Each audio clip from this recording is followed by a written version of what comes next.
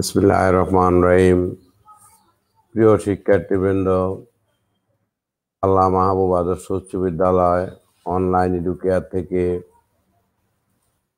তোমাদের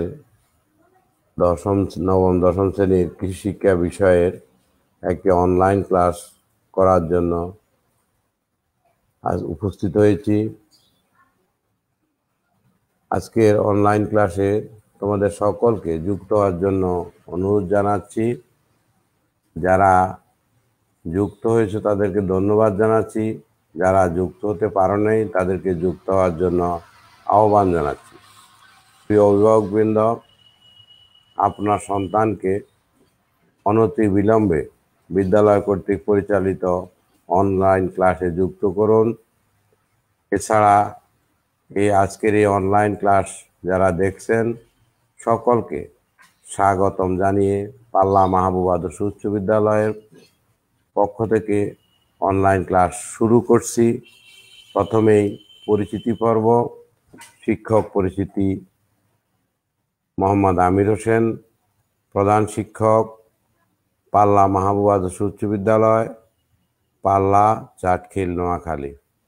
পাঠ পরিচিতি: কৃষি শিক্ষা, শ্রেণী নবম, অধ্যায় পঞ্চম। আজকের পাঠ বিষয় হলো ম্যানগ্রোভ বন। প্রিয় শিক্ষার্থীবৃন্দ, আমরা নিচে কতগুলো ছবি দেখতে পেলাম। এই ছবিগুলো হলো বাংলাদেশের একমাত্র ম্যানগ্রোভ বন সুন্দরবন। এই বনের কিছু স্থির চিত্র এবং বাংলাদেশ চিত্রগুলির সাথে আমরা এখানে বাংলাদেশের জাতীয় পশু রয়্যাল বেঙ্গল টাইগার, হরিণ সহ এবং সুন্দরবনে বিভিন্ন রকমের গাছ, উদ্ভিদ ইত্যাদি দেখতে পাচ্ছি। তাহলে আমরা আজকের পাঠ নির্দিষ্ট করলাম বা আজকের পাঠ ঘোষণা করলাম। আজকের পাঠ হলো ম্যানগ্রোভ বন। আজকের পাঠ হলো ম্যানগ্রোভ বন। ম্যানগ্রোভ বন, এখানে দেখো ম্যানগ্রোভ বনের কিছু চিত্র দেখানো হয়েছে। তোমরা চিত্রগুলি লক্ষ্য করো। সুন্দরবন পৃথিবীর বৃহত্তম সুন্দর ম্যানগ্রোভ বন। পৃথিবীর সুন্দর বৃহত্তম ম্যানগ্রোভ বন। এখন এই বনে পশু পাখি গাছপালা সম্পর্কে এখানে দেখানো হচ্ছে। চিত্রটি দেখতে পাচ্ছ তোমরা। প্রিয় শিক্ষার্থীবৃন্দ, এবার আমরা আলোচনা করি আজকের এই পাঠ থেকে তোমরা যা শিখবে। ম্যানগ্রোভ বন কি তা বলতে পারবে, ম্যানগ্রোভ বনের শ্রেণীবিন্যাস করতে পারবে, ম্যানগ্রোভ বনের প্রধান প্রধান বৃক্ষ সম্বন্ধে জানতে পারবে, ম্যানগ্রোভ বনের প্রাণী সম্বন্ধে ধারণা লাভ করতে পারবে। প্রথমেই ম্যানগ্রোভ বন কাকে বলে? সমুদ্র উপকূলীয় এলাকায় লবণাক্ত পানি বেষ্টিত বনভূমিকে ম্যানগ্রোভ বন বলে। পৃথিবীর বিভিন্ন অঞ্চলে প্রায় 50টি প্রাকৃতিক ম্যানগ্রোভ বন রয়েছে। আমাদের দেশের সমগ্র দক্ষিণাঞ্চল জুড়ে রয়েছে বঙ্গোপসাগরের উপকূলীয় এই ম্যানগ্রোভ বন। এটা ম্যানগ্রোভ বন বলা হচ্ছে এখানে এক প্রকার গাছ, যে গাছগুলিকে সুন্দরী গাছ বলা হয়। এরা কি করে? মূলের সাহায্যে শ্বাস গ্রহণ করে এবং এটা কখনো একটা সময় জোয়ারের পানিতে গাছগুলি থাকে, আবার জোয়ারের পানি নেমে যায়। অর্থাৎ জোয়ারের সাথে গাছগুলির জীবন প্রক্রিয়া পরিচালিত হয়। তাহলে ম্যানগ্রোভ বন হলো সমুদ্র উপকূলীয় এলাকায় লবণাক্ত পানি বেষ্টিত বনভূমিকে ম্যানগ্রোভ বন বলে। পৃথিবীর বিভিন্ন অঞ্চলে প্রায় 50টি প্রাকৃতিক ম্যানগ্রোভ বন রয়েছে। আমাদের দেশেও সমগ্র দক্ষিণাঞ্চল জুড়ে রয়েছে বাংলাদেশের উপকূলীয় বন। এই উপকূলীয় ম্যানগ্রোভ বন, যাহা আমরা সুন্দরবন নামে পরিচিত, এই বনে বেশিরভাগ বৃক্ষ সুন্দরী গাছের সংখ্যাধিক্য থাকার কারণে এই বনে সুন্দরী গাছের সংখ্যাধিক্য থাকার কারণে এই বনের নামকরণ করা হয়েছে সুন্দরবন। এখন তোমরা শিক্ষার্থীরা খাতা হাতে নাও, দ্রুত ম্যানগ্রোভ বন কি এই উত্তরটি তোমার খাতায় লিখো। আমরা পরবর্তীতে তোমাদের এই লেখা শেষ হলে আমরা পাঠের দিকে অগ্রসর হব। প্রিয় শিক্ষার্থীবৃন্দ, তোমরা নিশ্চয়ই এতক্ষণে লিখে ফেলছ। এবার সুন্দরবনের বিভাগ শ্রেণী বিন্যাস করব। বাংলাদেশে 3টি জায়গায় ম্যানগ্রোভ বন রয়েছে, অর্থাৎ বাংলাদেশে মোট 3টি জায়গায় ম্যানগ্রোভ বন দেখা যায়। এর মধ্যে প্রথমটা হলো সকরিয়া সুন্দরবন, সকরিয়া সুন্দরবন, টেকনাফ উপকূলীয় বন, বৃহত্তর সুন্দরবন। বাংলাদেশের 3টি অঞ্চলে ম্যানগ্রোভ বন দেখা যায়। একটা হলো সকরিয়া সুন্দরবন, টেকনাফ উপকূলীয় বন, বৃহত্তর সুন্দরবন। তোমাদের কাজ হলো ম্যানগ্রোভ বনের শ্রেণীবিন্যাস করো। শ্রেণীবিন্যাস 3টা বন বলা হয়েছে বাংলাদেশে।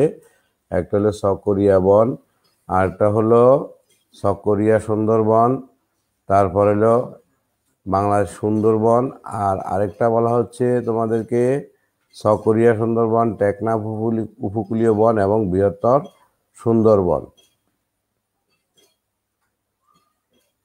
এবার আমরা ম্যানগ্রোভ বনের অবস্থান নিয়ে আলোচনা করব। বাংলাদেশের খুলনা জেলা, বাগেরহাট, সাতক্ষীরা জেলায় পৃথিবীর একক বৃহত্তম প্রাকৃতিক ম্যানগ্রোভ সুন্দরবন রয়েছে।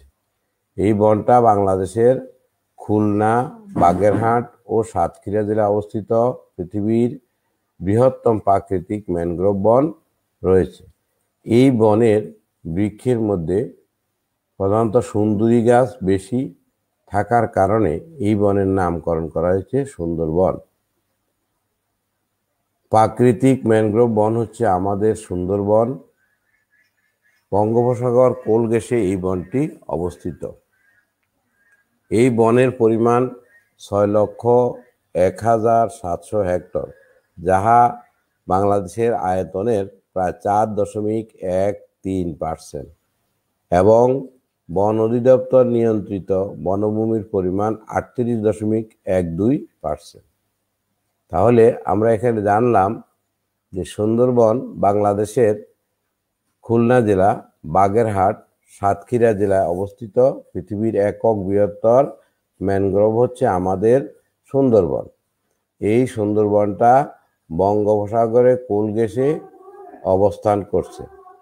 পরিমাণ, এই বনের পরিমাণ হলো 6,01,700 হেক্টর, যা দেশের আয়তনের 4.13%, এবং বন অধিদপ্তরের নিয়ন্ত্রিত হিসাব অনুযায়ী এই বনভূমির পরিমাণ হলো 38.12, বনভূমি হলো 38.12%। ম্যানগ্রোভ বনে উল্লেখযোগ্য উদ্ভিদ ও প্রাণী। ম্যানগ্রোভ বনে উদ্ভিদ প্রজাতির মধ্যে ম্যানগ্রোভ বনে যে উদ্ভিদগুলি জন্মে, এখানে প্রধান গাছ হলো সুন্দরী। এই জন্যেই এই বনের নামকরণ করা হয়েছে সুন্দরবন। গেওয়া, কেওড়া, ফসুর, বাইন, কাকড়া ইত্যাদি এই বনের প্রধান বৃক্ষ প্রজাতি। আবার বলছি, উদ্ভিদ প্রজাতির মধ্যে আছে সুন্দরী গাছ, গেওয়া গাছ, কেওড়া, পশুর, বাইন, কাকড়া ইত্যাদি এই বনের প্রধান বৃক্ষ। সুন্দরী গাছের নাম অনুসারে এই বনের নামকরণ করা হয়েছে সুন্দরবন। বন্য প্রাণীর মধ্যে এই বনে উল্লেখযোগ্য প্রাণীগুলি হচ্ছে রয়্যাল বেঙ্গল টাইগার, হরিণ, বানর, শূকর, কুমির, ডলফিন, গুইসাপ, অজগর, হরিয়াল, বালিহাঁস, গাংচিল, বক, মন্টাক, মরালি হাঁস, সখা, ঈগল, সিল, মাছরাঙা ইত্যাদি। আমি আবার ম্যানগ্রোভ বনে উল্লেখযোগ্য উদ্ভিদ ও প্রাণীর বর্ণনা করছি। উদ্ভিদ প্রজাতির মধ্যে আছে সুন্দরী, গেওয়া, কেওড়া, পশুর, বাইন, কাকড়া ও গোলপাতা ইত্যাদি বনের প্রধান বৃক্ষ। সুন্দরী গাছের নাম অনুসারে এই বনের নামকরণ করা হয়েছে সুন্দরবন। বনজ প্রাণীর মধ্যে আছে এই বনে উল্লেখযোগ্য প্রাণী হচ্ছে রয়্যাল বেঙ্গল টাইগার, হরিণ, বানর, শূকর, কুমির, ডলফিন, গুইসাপ, অজগর, হরিয়াল, বালিহাঁস, গাংচিল, বক, মডর্ন টাক, মরালি হাঁস, শখা, ঈগল, চিল, মাছরাঙা ইত্যাদি।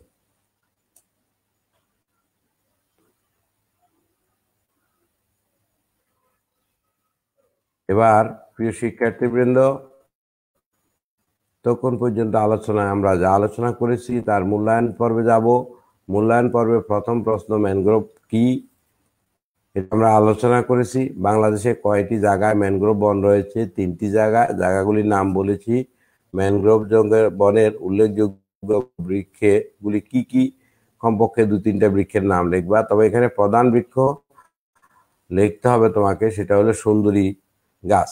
ম্যানগ্রোভ বনে উল্লেখযোগ্য প্রাণীর নাম লিখতে গিয়ে প্রথমেই বাংলাদেশ এখানে লিখতে হবে, রয়্যাল বেঙ্গল টাইগারের নাম অবশ্যই লিখতে হবে।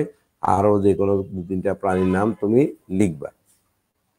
প্রিয় শিক্ষার্থীবৃন্দ, আজকের পাঠ অনুসরণ করা এবং পাঠ্য বই পঞ্চম অধ্যায়ের ম্যানগ্রোভ বন অংশ ভালোভাবে পড়বে।